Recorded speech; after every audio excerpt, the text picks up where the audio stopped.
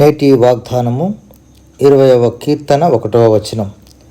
ఆపత్కాలమందు యెహోవా నీకు ఉత్తరమిచ్చునుగాక. ప్రియ దేవుని ప్రజలారా, భక్తులు ఆపత్కాలంలో మొరపెట్టగా దేవుడు వారికి ఇచ్చినటువంటి వాగ్దానములు. 27వ కీర్తన 5వ వచనంలో, ఆపత్కాలమున ఆయన తన పర్ణశాలలో నన్ను దాచును, తన గుడారము మాటున నన్ను దాచును అంటాడు. 91వ కీర్తనలో, వేటగాని ఊరిలో నుండి ఆయన నిన్ను విడిపించును, నాశనకరమైన తెగులు రాకుండా నిన్ను రక్షించును, ఆయన రెక్కల క్రింద నీకు ఆశ్రయము కలుగును. ప్రార్థన.